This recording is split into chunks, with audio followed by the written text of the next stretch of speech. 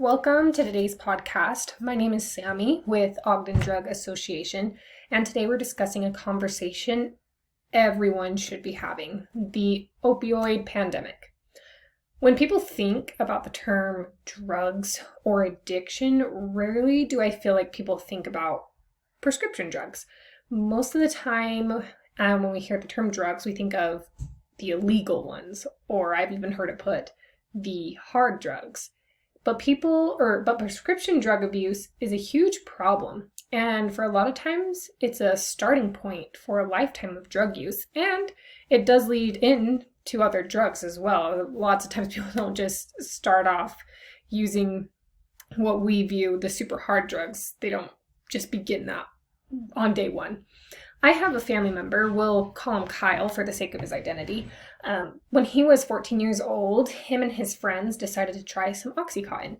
They got it from one of their parents' medicine cabinets because their dad had recently had surgery or something along those lines. And sure enough, Kyle became addicted. He was always trying to score. I remember growing up overhearing my parents talk about how, he just broke into my grandma's house and he stole some of her medicine from her medicine cabinet, and he broke in again and he wrote a check to himself for thousands of dollars and he got arrested, and it was just a lot, and he was always getting into trouble, it seemed like.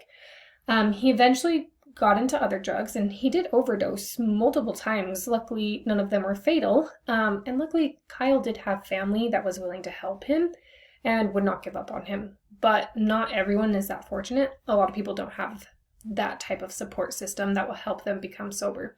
Many people die from prescription drug abuse. Many overdose and are not lucky enough to survive. I talked to Kyle a couple of years ago about his addiction.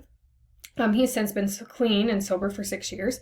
But he told me, he said, "There's not a day goes by that I do not think about drugs." Can you imagine that? Every day of your life, even if it's been years since you've last partaken of them, you think about them all the time.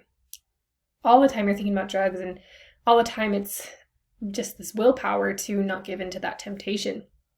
And to think that all of this started when he was a young kid, he was a teenager, and thinking he was just having fun with his friends and that Oxycontin was not a real drug. It was just kind of like a recreational thing. Now there's no one to blame for Kyle's addiction, but imagine the difference in his life if someone had had a conversation about the dangers of prescription drugs, or if Kyle's friend's parents had talked to him, his friend, or even if they made it so the bottle was not accessible. Like, imagine if his dad threw away that bottle of Oxycontin when he was done with it. They wouldn't have known where to get it, right? Part of the problem is we need to stop viewing prescription drugs as harmless because they're prescribed by a doctor. They can't be bad, right? My doctor gave them to me. They're not illegal. Well, it's illegal to take ones that aren't yours and take them outside of their prescription, but people have that mindset. And parents need to be careful about where they put their pill bottles and be careful about properly disposing of them when they're not needed anymore.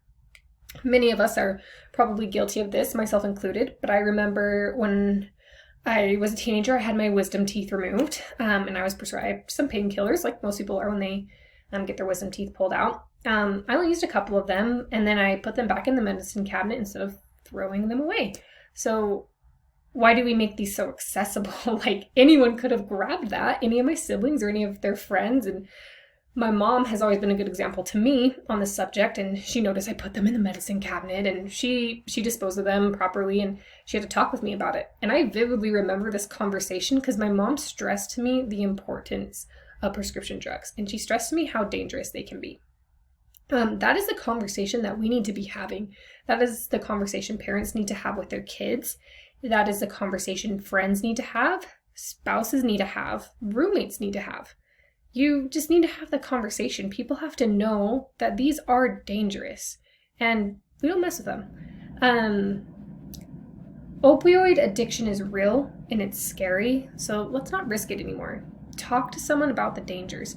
And if you have an old prescription in your medicine cabinet, please dispose of them. The best way to do that is there's these drug take-back programs. You can just Google it and you can find, where can I take my old prescription drugs? That's the best way. and other ways you can flush them down the toilet. Keep in mind, a lot of states, state of California, it's actually illegal to throw them in the trash. So make sure you're reading the proper ways to dispose if you're finding a place that you can take them.